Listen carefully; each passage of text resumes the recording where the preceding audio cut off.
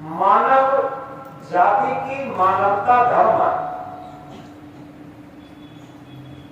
मानवता में सारे मजहब विलीन हो जाते और मानव में सारी जातियां विलीन हो जाती। मानव को हटा दिया जाए, फिर कहां मंदिर होंगे, कहां मस्जिद होंगे, कहां गिरजाघर होंगे, कहां तीर्थ व्रत होंगे, कहां पूजा पाठ होंगे, कहां यज्ञ हवन होंगे। ये कुछ नहीं होंगे केवल मानव को हटा देने से। तो सबसे बड़ी बात यह है कि सबसे पहले हम मनुष्य बन जाएं। ये वेदों में भी कहा है, मनोभव मनोभव मनोभव। संत सम्राट सदगुरु कबीर साहब भी कहते हैं इंकलाब के साथ, मानव तेरा गुण बड़ा, मांस नावे काज, हार न होते आभरण पचान बाजन बाज। हे मनुष्य तेरे गुण ही बड़े, तेरा मांस कोई काम नहीं आता, हारों का कोई गहना नहीं बनता, खाल का कोई बाजा नहीं बनता। अगर मनुष्य में मनुष्यता के गुण नहीं है तो जितने भी भक्ति है, जितना भी धर्म है, जितना भी पूजा पाठ है, जितना भी तीर्थ व्रत है, एक सब औपचारिकता मात्र रह जाएगा। इसलिए सबसे बड़ी बात यह है कि हम सभी को अपने ऊपर विचारना है कि हमारे अंदर जितने परसेंटेज में मानवता है उतने ही परसेंटेज में हम धार्मिक हैं। धार्मिकता कोई दिखाने की चीज नहीं है जो बाहर से हम प्रदर्शित कर सकें। सच्चा धर्म अंदर से प्रस्फुटित होता, सच्ची भक्ति अंदर से प्रस्फुटित होती। और इसीलिए सदगुरु ने कहा है, दिखावा छोड़ दो प्यारे, तभी कुछ हाथ आएगा। ये जीवन क्षणिक है, क्षण में काल के गाल जाएगा। जितना भी धर्म के नाम पर, भक्ति के नाम पर, पूजा पाठ के नाम पर दिखावा है, औपचारिकता है, वही सब हमारे अंदर का छलावा। यथार्थ में सही बात तो ये है कि हम पूरे जीवन दुविधा में रहते। आज का विचार बड़ा सुंदर लिखा है, दुविधा में दोनों गए माया मिली न राम। दुविधा यानी दो विधाएं, क्योंकि संयम और असंयम, सत्य और असत्य, धर्म और अधर्म, पाप और पुण्य, ये दो विधाएं हैं। अब समझना ये है कि कभी कभी जब हमें थोड़ी प्रतिकूलता मिलती है, कष्ट मिलते हैं, थोड़ी जागृति मिलती है, तो हम सत्य के पथ पर, धर्म के पथ पर चलना शुरू कर देते हैं। थोड़ी ही देर में हम फिर अधर्म का मार्ग पकड़ लेते, थोड़ी ही देर में फिर असत्य का मार्ग पकड़ लेते।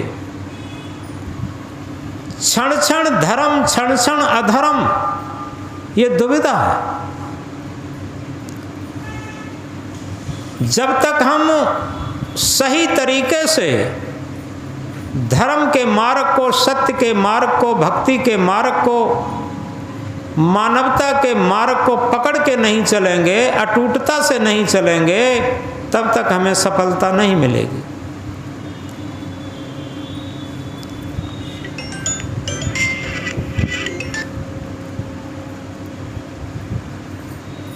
एक छोटी सी कहानी से हम समझेंगे।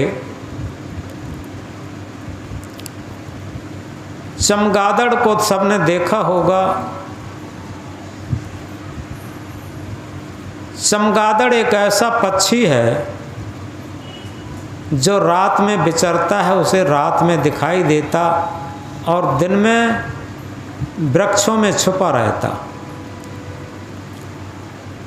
एक बार क्या हुआ, पशुओं में और पक्षियों में झगड़ा हुआ। तो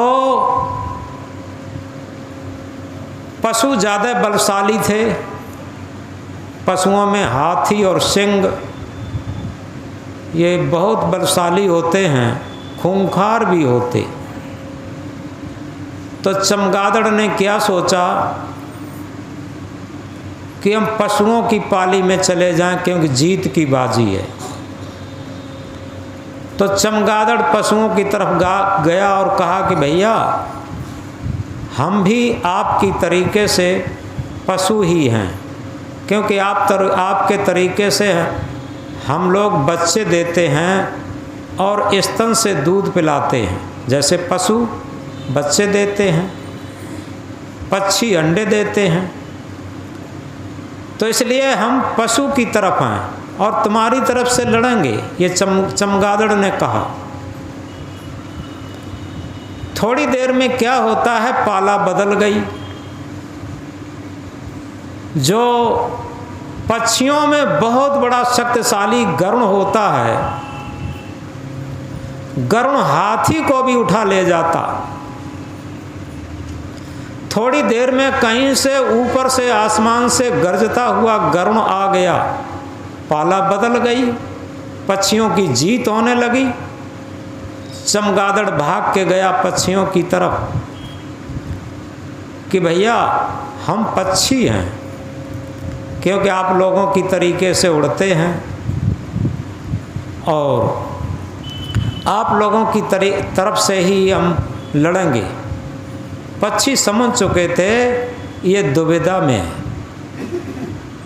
ये दुविधा में है। पक्षियों ने साफ लताड़ दिया कि नहीं, तुम हमारे पक्षियों में नहीं मिल सकते, क्योंकि तुम दोनों तरफ बाजी मारते हो और तुम दुविधा में हो। जो एक तरफ चलता है उसी को सफलता मिलती है। तो उसे पक्षियों ने खदेड़ दिया कि भाग जाओ, तुम हमारी तरफ नहीं मिल सकते। तो ये तो एक दृष्टांत कहानी है कि जो चमगादड़ की तरीके से रहता है, कभी थोड़ा सत्य के पथ पर भी चल लेता है, कभी असत्य के पथ पर भी चल लेता है, कभी थोड़ा धर्म के पथ पर भी चलता है, कभी अधर्म के पथ पर भी चलता है, कभी तीर्थ व्रत पूजा पाठ भी कर लेता है, कभी बेईमानी धमपटी भी कर लेता है। ये चमगादड़ का पक्ष है। यथार्थ में दो पथ हैं, संयम और असंयम। हमें चलना किस मार्ग से है, हम अपना मार्ग चलने से पहले सोच लें अंजाम क्या होगा। भलाई कर भला होगा, बुराई कर बुरा होगा। संयम और असंयम दो पथ हैं, दोनों पथ में से हम चुन लें। पहले चुनने से पहले स्वतंत्र हैं।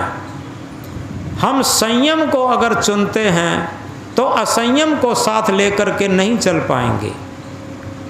याद रखें, रामायण की चौपाई भी कहती है, दोय किम एक संग होएं भवालू, हसब ठठायब फुलायब गालू।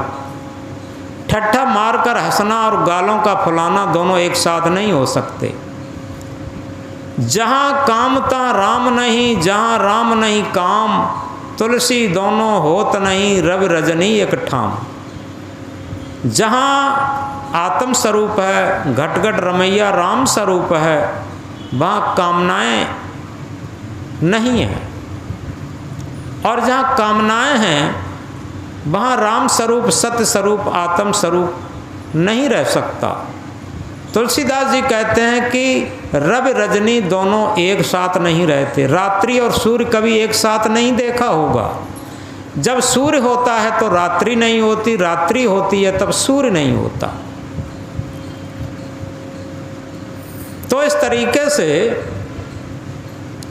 हम विचार कर लें कि हमें किस मार्ग से चलना है, और जब ये सब विवेक और विचार का मार्ग है, जिसके अंदर विवेक और विचार जग जाता है, वो समझ लेता है कि सत्य क्या है, असत्य क्या है, धर्म क्या है, अधर्म क्या है, पाप क्या है, पुण्य क्या है, बंधन क्या है, मोक्ष क्या है। इन सारी चीज़ों को समझ करके और सत्य के पथ पर, धर्म के पथ पर, कल्याण के पथ पर, भक्ति के पथ पर चलना शुरू कर देता।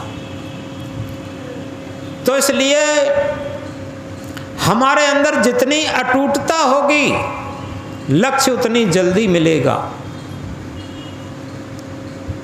आप लोगों ने देखा हो, शराबी कितना अटूट होता है।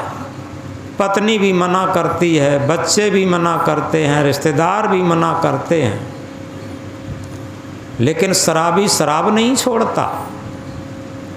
कितना अटूट होता है, वो अपने जीवन से भी खिलवाड़ कर जाता।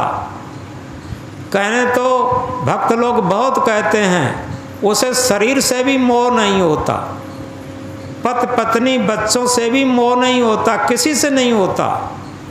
क्योंकि उसे किससे मोह होता? केवल शराब से। इसी तरीके से भक्ति भी एक नशा है।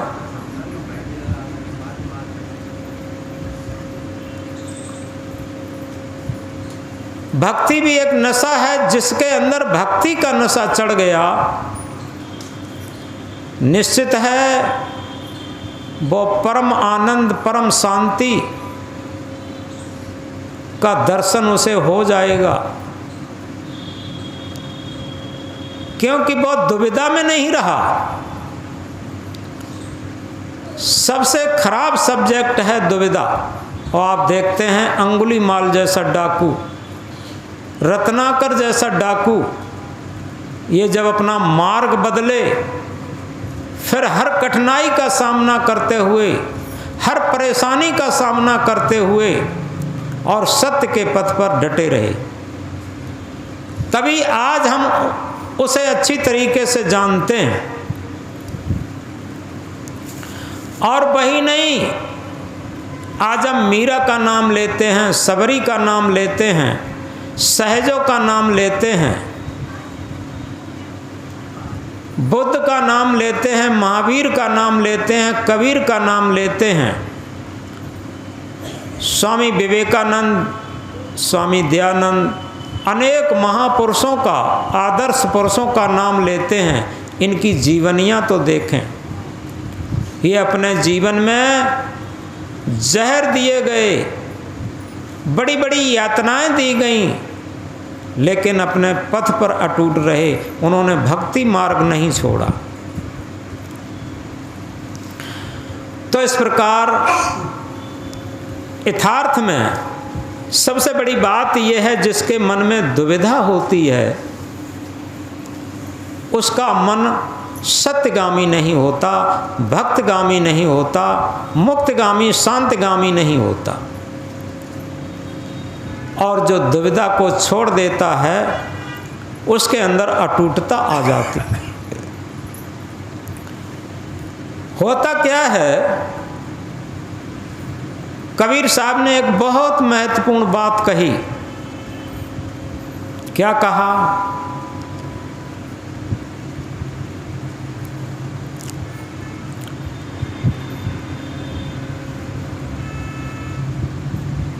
कबीर हम सबसे बुरे, हम ते भल सब कोय, जिन ऐसा कर जानिया मीत हमारा सो। सदगुरु ने बड़ी इम्पोर्टेंट बात कही। जिसके अंदर दुविधा खत्म हो जाती है, उसे अपनी गलतियां दिखाई देना शुरू हो जाती।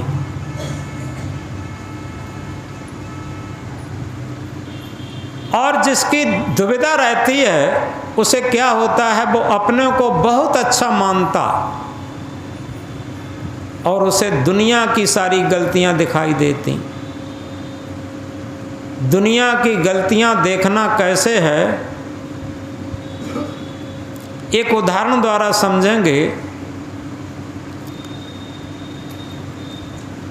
एक गांव के बाहर एक रास्ता, रोड के किनारे पर एक पुलिया थी। एक आदमी रोज बैठ जाता था पुलिया पर और पूरे गांव की भैंसें, गायें, बकरियां सब कुछ चरने जाती थी। वो रोज़ जब इधर से जाती थी चरने के लिए तब भी गिनता था और उधर से आता था तब भी गिनता था। एक दिन एक आदमी ने पूछा, एक बात बताओ भैया, तुम सुबह वहाँ पुलिया पर पहुँच जाते हो और न कोई काम धाम करते हो, केवल गांव से निकली हुई गाय, भैंसें, बैल, बकरी सब कुछ गिनते रहते, उधर से आती हैं तब गिनते रहते, इसमें तुम्हारा लाभ क्या होता? अब वो आदमी चुप। उस व्यक्ति ने कहा कि इसमें तुम्हारा लाभ तो कुछ नहीं, जो मानव जीवन का कीमती समय है पूरे दिन का, वो तुम व्यर्थ में खो देते। अरे तुम्हारी कोई गाय भैंस हो, उसे गिन के अपने घर में ले आओ, चारा, दाना चारा खिलाओ, उसका दूध खाओ, तब तो तुम्हें लाभ है, अन्यथा क्या लाभ है केवल गिनने से। इसी तरीके से समाज और संसार में रात दिन हम ये देखते रहते हैं कि समाज और संसार की सारी कमियों को गिनते रहते, समाज और संसार की सारी कमियां गिनते गिनते हमारे अंदर सारी गलतियों का भंडार हो जाता, अवगुणों का भंडार हो जाता। इसलिए सबसे बड़ी बात यह है कि अगर हम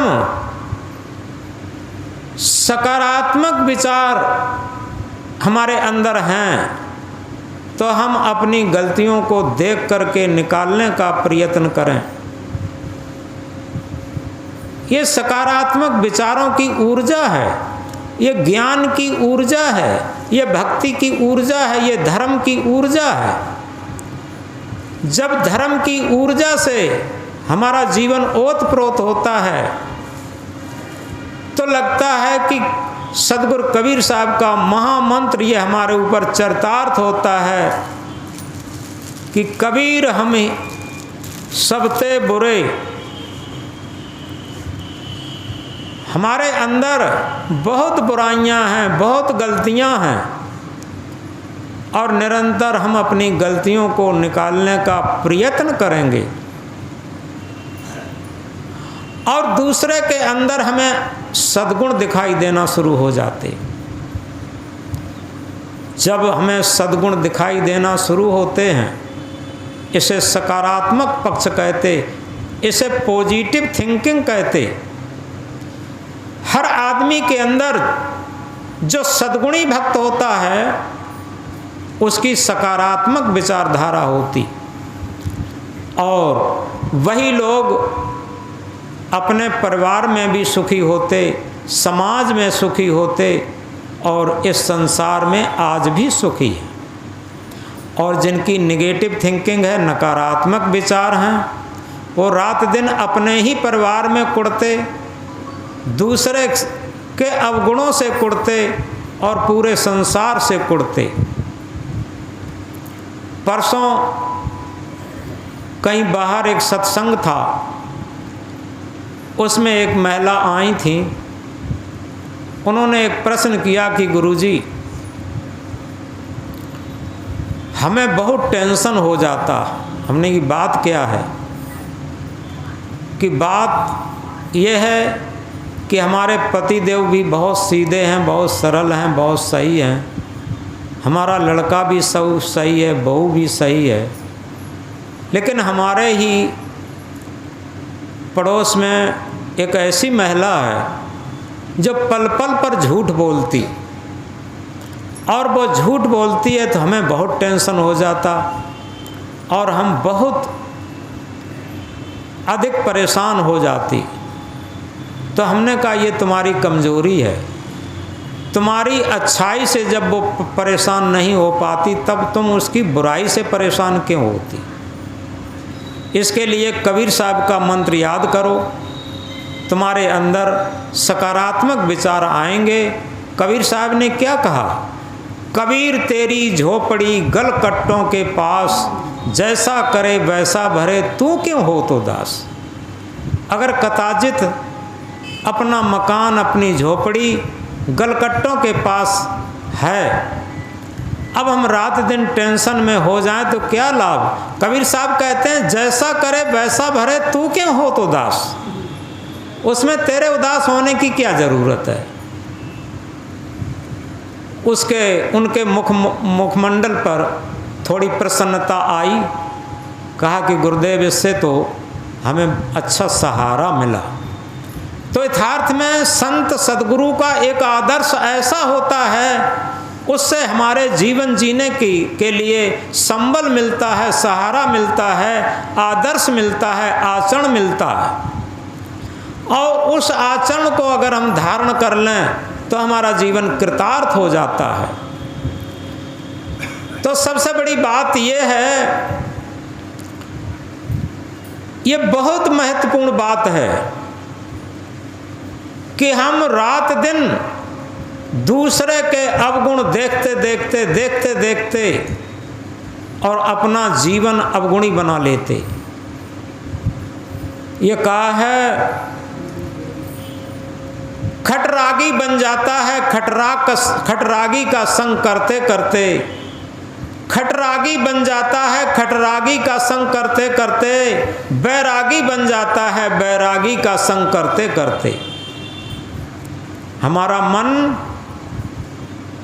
कितना भी हम बैरागीवान हैं, गुरु हैं, महंत हैं, सब कुछ हैं, अगर रात दिन खटरागियों का साथ करेंगे,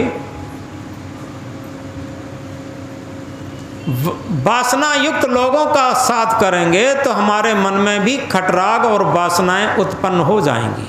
उसे दुनिया में कोई नहीं रोक सकता, ये वैज्ञानिक तथ्य है।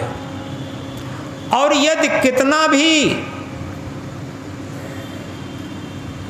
संसारी व्यक्ति हो और वो ठान ले कि हम आदर्श पुरुषों का साथ करेंगे, तो निश्चित है एक दिन वो आएगा, वो भी एक आदर्श पुरुष बन जाएगा। ये बहुत ऊंची चीज है। हमारे मन पर, हमारे जीवन पर संगत का बहुत बड़ा प्रभाव पड़ता है। अन्यथा क्या हो जाता है, कभी कभी ऐसा होता है, ये लक्ष्य झूठा भी मालूम पड़ता है कि रात दिन लोग सत्संग भी करते हैं, कथा भी करते हैं, तीर्थ भी करते हैं, व्रत भी करते हैं, पूजा पाठ भी करते हैं, लेकिन उनमें परिवर्तन नहीं आता। तब लोग कहते हैं क्या सत्संग से लाभ हुआ, लेकिन वो कैसे हो जाता है बताया है कि एक जगह बड़ी सुंदर बात लिखी है।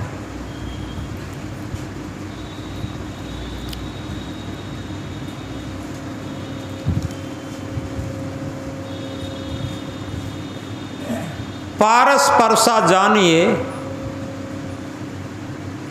पारस परसे जानिए, पलटे अंग अंग, अंग अंग पलटे नहीं, तब सब झूठा संग।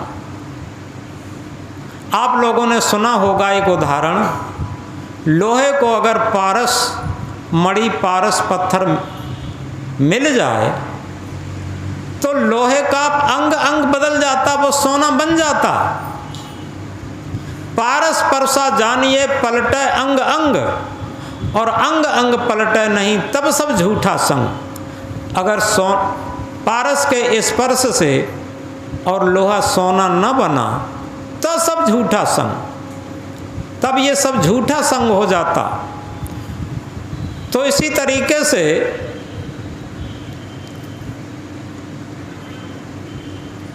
ये सत्संग एक पारस है और इसमें हमारे मन का एक एक अंग, एक एक परमाणु बदलता है। और अगर मन का एक एक परमाणु न बदला तो सब झूठा संग। और सत्संग क्या है इससे पहले इस बात को समझना बहुत ज़रूरी है। हम सत्संग क्या मान लेते हैं, कुछ ज्ञान की बातें सीख ली, चर्चा, कुछ भजन सीख लिए, तो हम सोचते हैं हमने सत्संग कर लिया। ये सत्संग की परिभाषा और सत्संग नहीं है। सच्ची पारसमणि क्या है? हमारी आत्मा। और सच्चा सत्संग क्या है? ये सत्य आत्मा का संग मन कर ले, ये सच्चा सत्संग हो गया।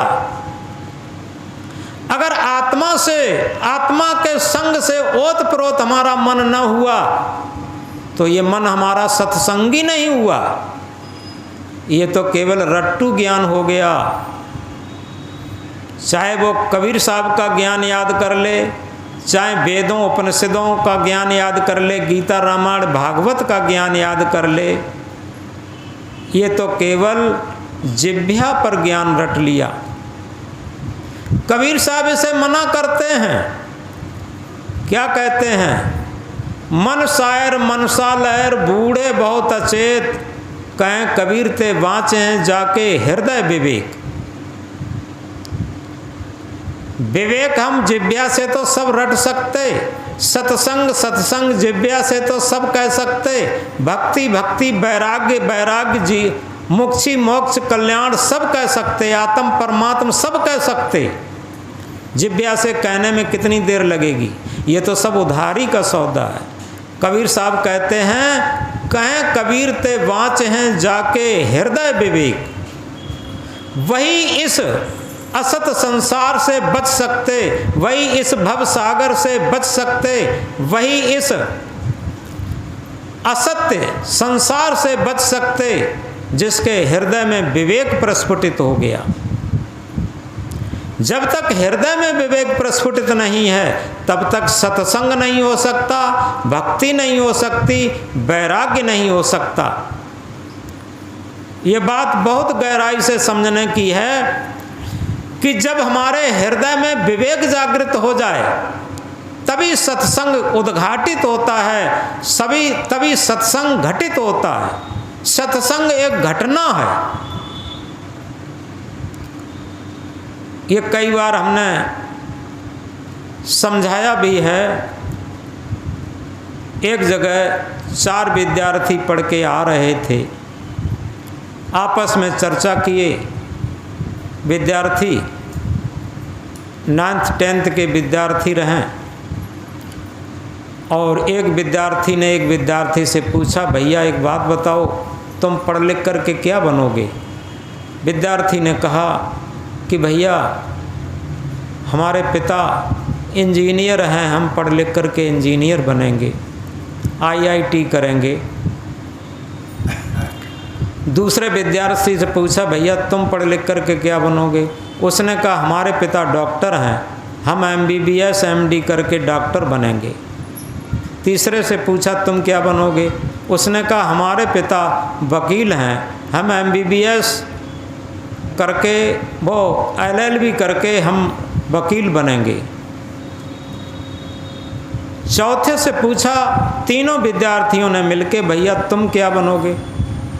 अब वो चौथा विद्यार्थी बिल्कुल चुप है, और उन तीनों ने जब ज़्यादा कुरेदा ज़्यादा पूछा, उसकी बाँह पकड़ पकड़ करके, कंधा पकड़ पकड़ के तू बोलता क्यों नहीं भैया, तू बता पढ़ लिख करके क्या बनेगा? और जैसे ही कंधा पकड़ करके उसे झकझोरा, तू बोलता क्यों नहीं, वो रोने लगा, बड़े बड़े आंसुओं से रोने लगा। जब वो रोने लगा तो तीनों विद्यार्थियों ने साथ छोड़ दिया और वो साथ छोड़ करके चले गए। अब वो अकेला रोता हुआ बड़े बड़े आंसुओं से घर पहुंचा। जब घर पहुंचा तो उसकी माँ ने एकदम बेटे को देख करके रोता हुआ पूछा, उसके आंसू पहुँचे और ये कहा, बेटा बताओ मास्टर साहब ने मारा तुम्हें या किसी विद्यार्थी ने मारा, क्या बात है?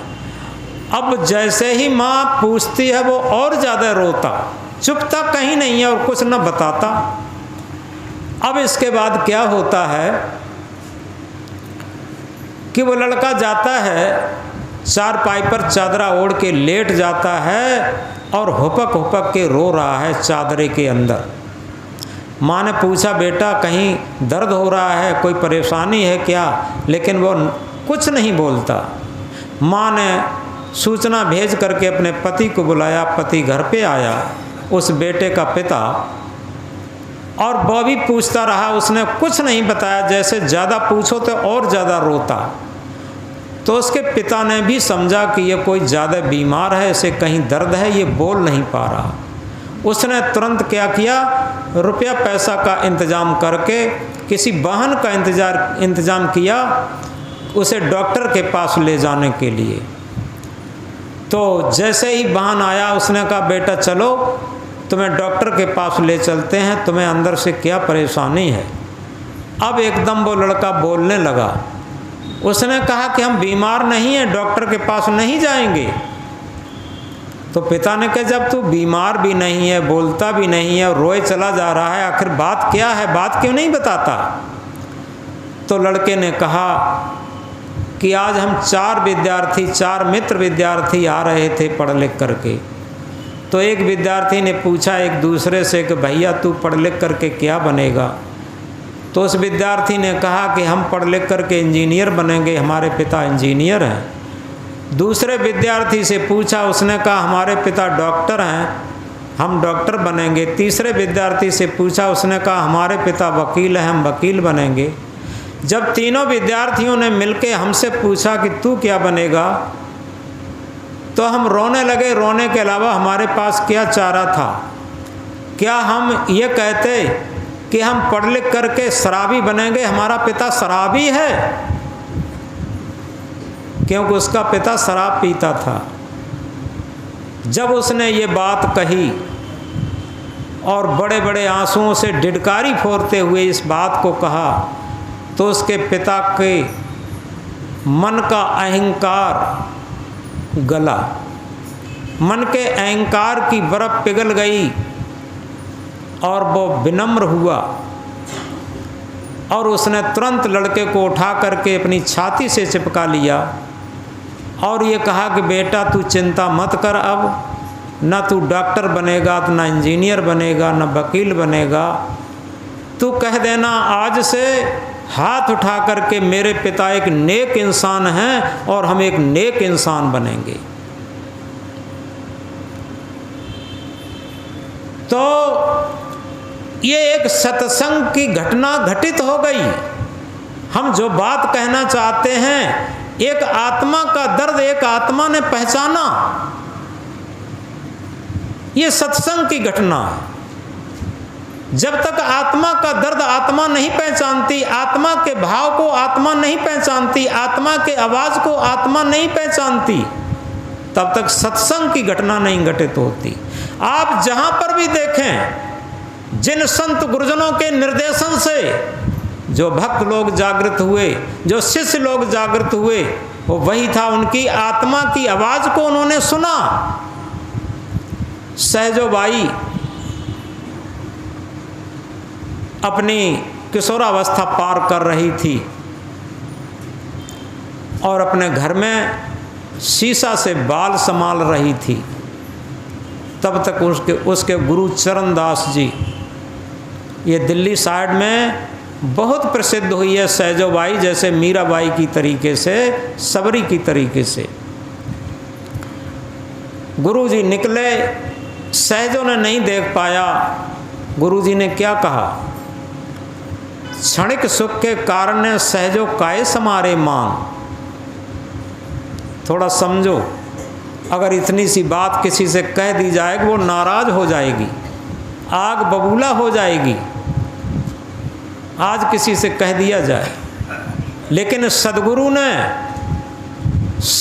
की जो आत्मा की बात थी, सहजों की आत्मा ने सहज स्वीकार किया। जहां मन आड़े में आ जाता, वहीं अहंकार पैदा हो जाता और वहीं पर नाराजी पैदा हो जाती। चाहे गुरु शिष्य हो, चाहे पिता पुत्र हो, चाहे माँ पुत्री हो, चाहे सास बहू हो, अगर आत्मा की बात आत्मा से सुनी जाती है तो निश्चित है वहाँ नाराजी की बात नहीं आती, वहाँ एक सहज स्वीकारात्मक बात आती है। अंदर से स्वीकार बात हो जाती है।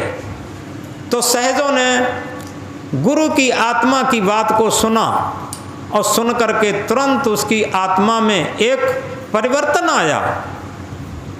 जिस तरीके से अभी हमने कहा था लोहा अगर पारस से मिल जाए तो वो सोना बन जाता है, इसी तरीके से सहजों की आत्मा ने गुरु की आत्मा की बात को सुन करके एकदम बदल दिया, शीशा कंगा डाल दिए और उसी दिन से उसी क्षण से उसे अंदर से भक्ति प्रस्फुटित हो गई, वैराग्य प्रस्फुटित हो गया और पूरा जीवन एक साधक का जीवन, एक साधु का जीवन जीने के लिए उसने कमर कस ली। और उसी सहजों ने कहा गुरु न तजूं हर को तज डारूं।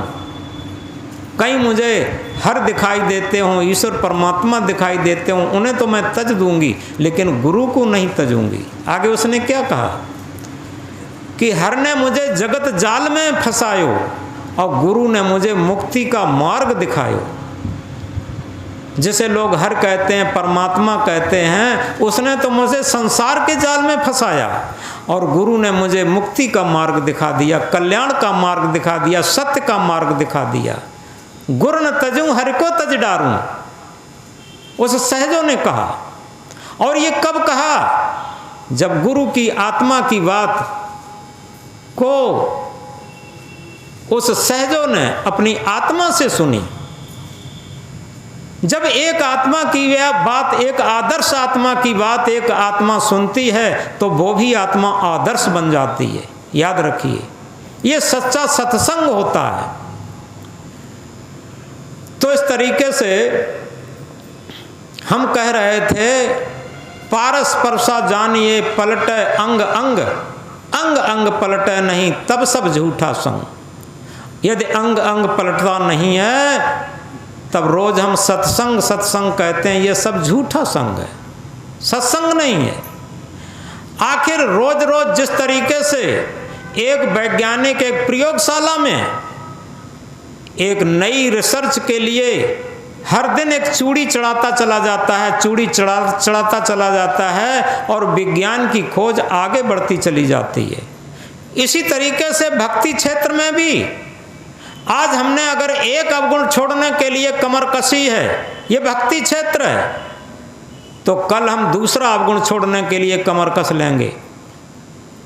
इस तरीके से निरंतर हमारे जीवन में अगर वास्तव में सत्य आत्मा के संग से मन के अंदर आत्मा की चूड़ियां कसती चली जाएंगी तो हमारे अंदर भक्ति प्रस्फुटित होने लगेगी, शांति प्रस्फुटित होने लगेगी, वैराग्य प्रस्फुटित होने लगेगा, कल्याण प्रस्फुटित होने लगेगा।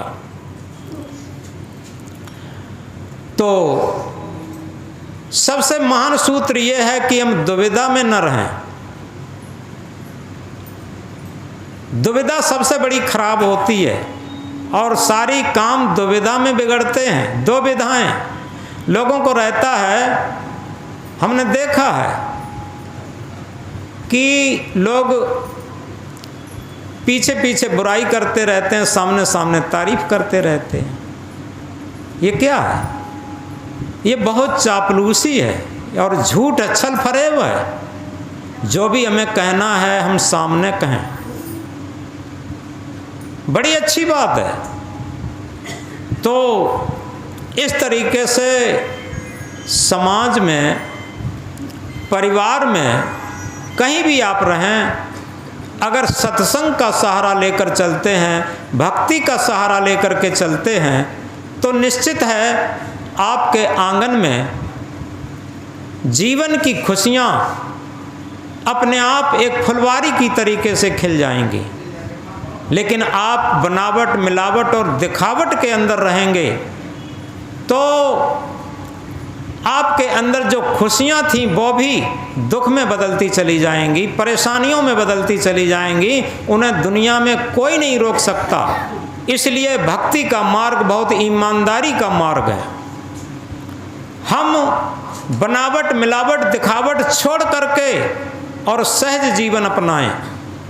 जहाँ जीवन की सहजता है आप जिन भक्तों का नाम लेते हैं, जिन महापुरुषों का नाम लेते हैं, उनके जीवन को तो देखिए, कितना सहज थे, कितना सरल थे कि उससे कुछ सरल, उससे कुछ सहज हो ही नहीं सकता। आखिर चाहे बुद्ध को ले लें, चाहे महावीर को ले लें। एक बार स्वामी महावीर अपना भजन तपस्या एकांत में कर रहे थे और किसी किसान का बैल चोरी हो गया था। ये सत्य घटना है। किसी किसान का बैल चोरी हो गया था तो वो 10-20 किसान इकट्ठे होकर के और बैल को खोजने के लिए निकले थे। जहाँ महावीर स्वामी आंख बंद किए बैठे थे, वहाँ उन्होंने जाकर पूछा कि भाई ये बताओ, इधर से कोई चोर हमारा बैल लेकर के गया? महावीर स्वामी बोले ही नहीं। उन्होंने सोचा कि ये कोई चोरों का साथी ही है। उन्होंने आंखें खोली, उन्होंने पूछा इधर से हमारा कोई बैल तो नहीं गया? महावीर स्वामी ने फिर बंद कर ली। उन्होंने निश्चित समझ लिया ये कुछ बोलता नहीं है, इसलिए ये चोरों का साथी ही मालूम पड़ता है। वो कहीं से मजबूत कील या लकड़ी लाए और उनके कानों में ठोंकना शुरू किए, और जैसे ही ठोंकना शुरू किए वैसे ही वो थोड़ा चिल्लाए, फिर थोड़ी देर में शांत हो गए। उनके कान से खून निकला, वो सब भाग गए ये देख करके खून। थोड़ी देर में उनके शिष्य लोग आए और उन्होंने देखा स्थिति।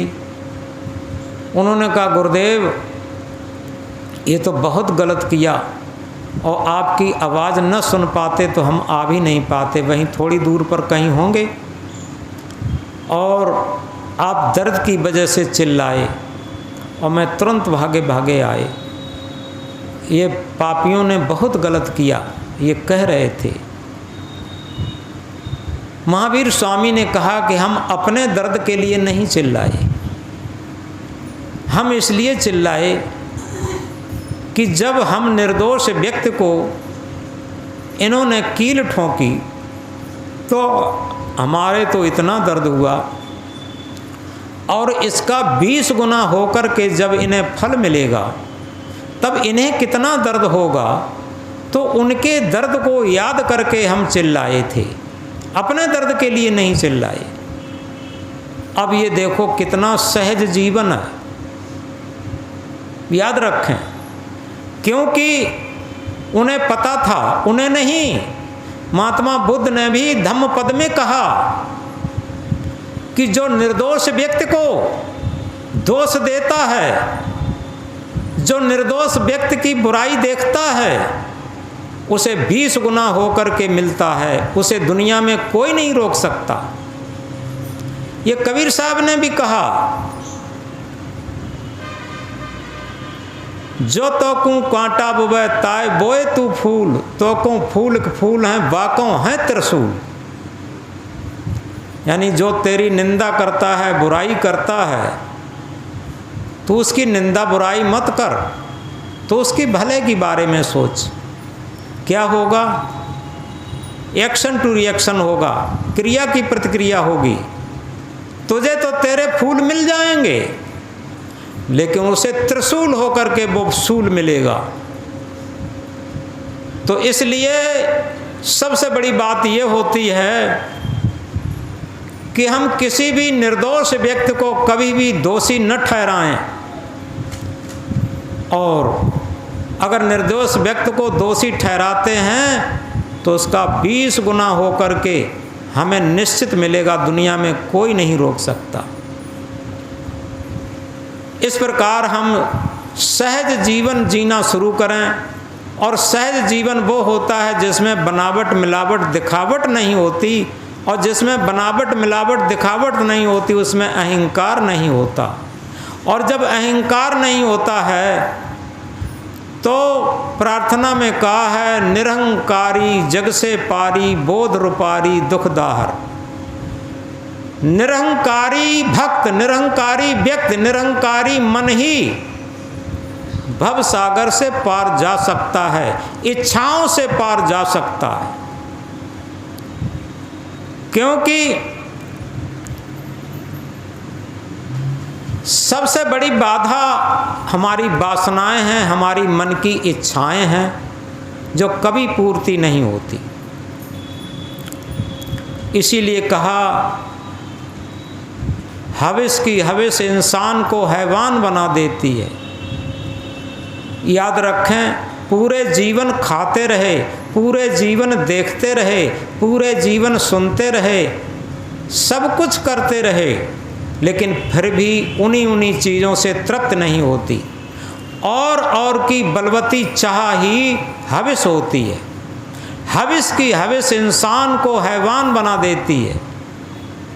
हविस की चोट इंसान को इंसान बना देती है।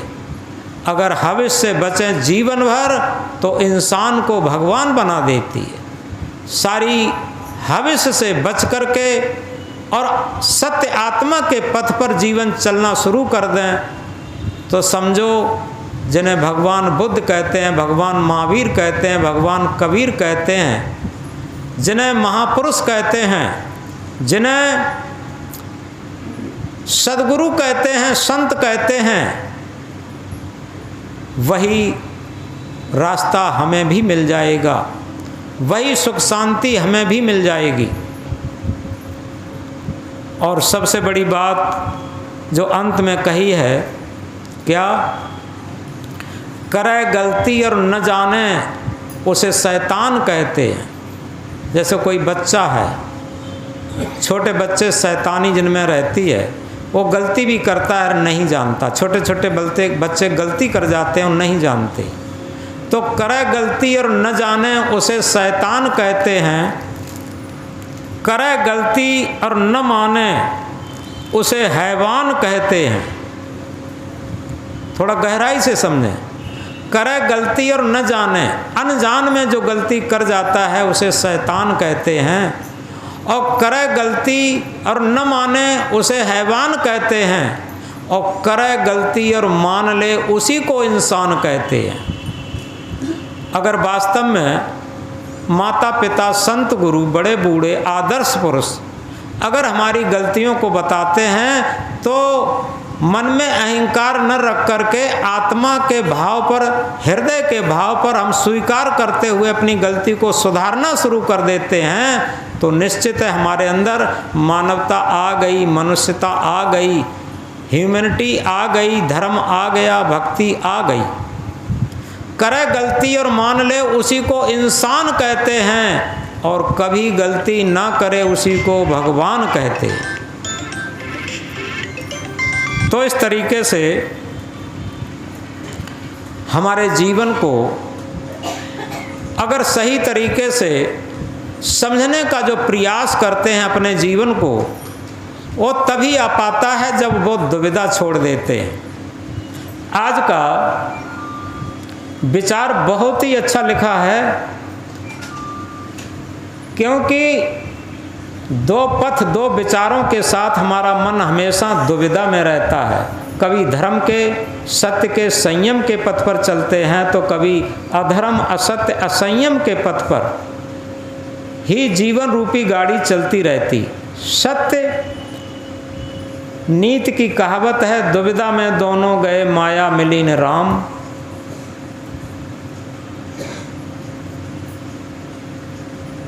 यथार्थ में आज तक जिनको जिस क्षेत्र में सफलता मिली है वो एक ही रास्ते पर लक्ष्य बनाकर अटूटता से चलने में मिली है। इसलिए अपने लक्ष्य को चुनने में विवेक और विचार से काम करें और अटूटता से चलना शुरू कर दें। यदि आप खुशनुमा जीवन जीना चाहते हैं तो आपको अपने विचार विवेक पूर्वक और खुशनुमा बनाना पड़ेंगे। आप ये न समझें हमारा भूतकाल का जीवन कैसा रहा, भूत की चिंता छोड़ दो। किसी का कैसा भी जीवन रहा हो, आज हम वर्तमान में जीवन जीना शुरू करें। आज से संकल्प ले लें पिछला जीवन कैसा अच्छा था, खराब था, क्या था, उसे छोड़ दें। आज वर्तमान से आत्मा के तल पर, हृदय के तराजू पर तौल करके और अपना संकल्प ले लें, आज से हम अच्छा जीवन जीना शुरू कर दें, तो निश्चित है जो भूतकाल के खराब संस्कार हमारा कटना शुरू हो जाएंगे और आगे अच्छा बनना शुरू हो जाएंगे। और इसीलिए कहा है कि act living in the present how ever pleasant, यानी वर्तमान का अस्तित्व उसमें काम करो, भूत दफनाया हुआ है, भविष्य कल्पना में है। वर्तमान को बरतो भाई, भूत भविष्य सब देव बहाई। वर्तमान का बहुत बड़ा अस्तित्व है, वर्तमान ही जागरूकता का सब्जेक्ट है, और वर्तमान पर जो जागरूक हो जाता है उसी ने सत्संग का महत्व समझा। और इसीलिए सदगुरु ने कहा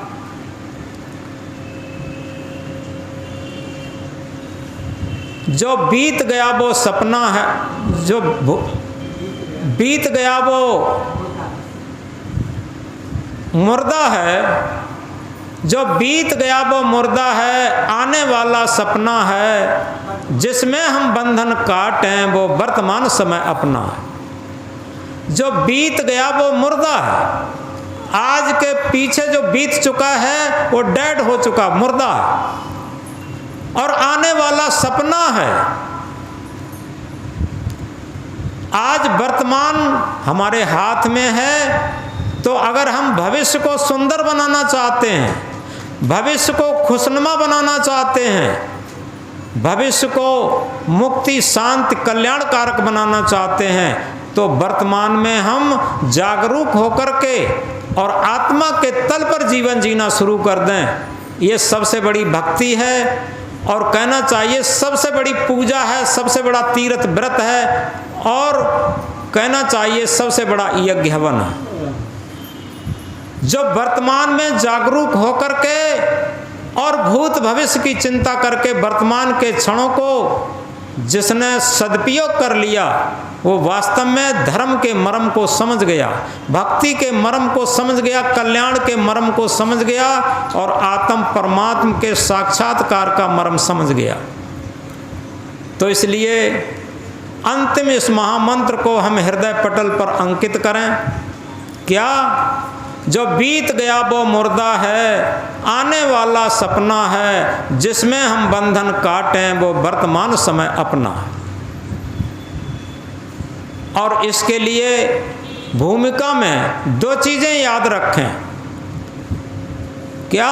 अटल रहा जो अपने पथ में लाख मुसीबत आने में, मिली सफलता उसको जग में जीने और मर जाने में। हम थोड़े थोड़े लोभ लालच में, मन इंद्रियों की लोलुपता में भटकते रहते हैं, लोलुप होते रहते हैं, अपने धर्म पथ से डिगते रहते हैं, भक्ति पथ से डिगते रहते हैं, आत्मा के पथ से डिगते रहते हैं इस मन की गुलामी में। लेकिन हम अटल हो जाएं। अटल रहा जो अपने पथ में लाख मुसीबत आने में, मिली सफलता उसको जग में जीने और मर जाने में। दूसरा क्या है? मैं सच्चे पथ का राही हूँ, मैं सच्चे पथ का राही हूँ, कह सकता दिन को रात नहीं, ईमान बेच दूं टुकड़ों में ये मेरे बस की बात नहीं। अगर इस तरीके से अटूटता धारण करेंगे तो निश्चित है हमारा जीवन एक सहज जीवन बन जाएगा। और ध्यान की पुस्तक में लिखा है, जिसने पाई सहज जीवन की झलक, उसकी मिट गई सकल संसार पाने की ललक। उसे संसार में कुछ पाने लायक है ही नहीं, जो पाना था वो अंदर से पा लिया। एक राबिया फकीर हुई है संत। ये फकीरों में संत पदवी होती है, वो राबिया हुई है पहले। राबिया बहुत स्वावलंबी थी, वो कभी किसी से मांगती नहीं थी, और जो सहज में अपनी मेहनत करके जो प्राप्त हो जाता था उसी से जीवन जीती थी। लेकिन बहुत स्वावलंबी थी, और उसकी स्वावलंबता के कारण उसके पास गरीबी थी बहुत। एक झोपड़ी में रहती थी, टाट का बिछौना था, ईंट का सिरहाना था। एक दिन एक बहुत मुल्ला आया, राबिया का नाम सुनकर, राबिया की तपस्या सुनकर के एक मुल्ला आया, सोने की अंगूठी, सोने की जंजीर, बहुत बेशकीमती कपड़े और घोड़े पर सवार होकर के, घोड़ा वहीं बाहर बांध दिया। राबिया अपनी मढ़ैया में टटिया लगाए अंदर भजन ध्यान में लीन थी। बाहर से मुल्ला ने खटखटाया, यह कहा, राबिया बाहर खुदा का प्रकाश देख, अंदर क्या बैठी बैठी करती है। तो राबिया ने क्या कहा, बड़ी सुंदर बात कही, तुम खुदा का प्रकाश बाहर देखते हो, हम खुदा का प्रकाश अपने अंदर देख रही, अपने हृदय के अंदर खुदा का प्रकाश देख रही। इतनी बात सुनते ही मुल्ला का सारा अहंकार गल गया और थोड़ी देर में जब उसने अपनी किवाड़ खिड़की खोली, देखा एक टाट पर बैठी और अपने भजन ध्यान में लीन थी। उस मुल्ला के अंदर इतना परिवर्तन हुआ, इतना परिवर्तन हुआ, उसने सोना चांदी जो कुछ भी ग्रहण किया था, कीमती कपड़े ग्रहण किए थे, वो सब गरीबों को दान दे दिया, घोड़ा गरीबों को दान दे दिया और स्वयं बिल्कुल सहज और सरल जीवन जीने लगा। उसी दिन से एक सत्संग की घटना घटित हो गई, उसका अहंकार गल गया। अगर अहंकार न गलता, यही तो अहंकार होता है कि हमारा इतना बड़ा पद है, मेरे पास इतनी ज़मीन है, हमारे पास इतने महल मकान है, घोड़ा गाड़ी वाहन है, सोना चांदी रुपया पैसा है, ये हम वो हैं। ये कुछ नहीं। अगर आँख मिच जाए जिस दिन, जिस क्षण आँख मिच जाए सब छूट जाएगा, कुछ भी नहीं रहेगा। तो इसलिए जिसने पाई सहज जीवन की झलक, उसकी मिट गई सकल संसार पाने की ललक। यथार्थ में, और इसीलिए कहा, जानो अपने आप को, खोजो अपने आप, अपने को जाने बिना मिटे नहीं संताप। ये सत्संग का अंतिम वाक्य है कि हम जानने के लिए वेद शास्त्र, उपनिषद, गीता, रामायण, भागवत, विज्ञान और सारे संसार की बातें जान लेते हैं, लेकिन क्या अपने आप को जानते हैं? हम शरीर नहीं, शरीर मेरा नहीं, ये प्रकृति का है। जो सत्य आत्मा है वही हम हैं। हम अजर अमर अखंड अविनाशी हैं। क्या हम अपने आप को जानते हैं? और जानने योग्य को नहीं जानते, न जानने योग्य को जीवन भर जानते हैं, उसी की चर्चा करते हैं, रात दिन उसी में समय व्यतीत करते। इसलिए जानो अपने आप को, खोजो अपने आप, अपने को जाने बिना मिटे नहीं संताप। इसी महामंत्र के साथ सत्संग को विराम देते हैं। यथार्थ में आज हमने जो मुख्य टॉपिक है वो यही है कि दुविधा में न रहें, हम वर्तमान पर जीना सीखें और अपने मन का सारा अहंकार गलाएं, अपने अवगुण देखना शुरू करें, अपनी गलतियां सुधारना शुरू करें, तभी हम सत्संग से जुड़ जाएंगे। हम बहुत प्रवचन जानते हैं, बहुत भजन जानते हैं, ये बहुत ऊंची चीज़ नहीं है। क्या हम अपनी गलतियां भी जानते हैं? क्या हम अपने विकार भी जानते हैं? क्या हम अपने आप को भी जानते हैं? क्या अपनी मन की स्थिति को भी जानते हैं? ये सत्संग है। तो इसलिए आज का सत्संग यहीं पर विराम लेता है। और कबीर साहब ने इन सारी चीज़ों को एक भूमिका में बांध दिया। जीवन जोवन राजमद अविचल रहे न कोई, जो दिन जाए सत्संग में जीवन का फल सोए। अगर वास्तव में जीवन का फल हम प्राप्त करना चाहते हैं और उसमें शांत संतुष्ट रहना चाहते हैं, तो हम सत्संग में जीवन बनाएं। न हमारा जीवन स्थिर रहेगा, न जवानी स्थिर रहेगी, न सुंदरता स्थिर रहेगी, न धनमाल स्थिर रहे, कुछ नहीं रहेगा। अविचल रहे न कोई, जो दिन जाए सत्संग में जीवन का फल सोए। आत्मा के साथ जितना हमारा मन जुड़ता चला जाए, वही हमारी जीवन की सार्थकता है। बोलो सदगुरुदेव की।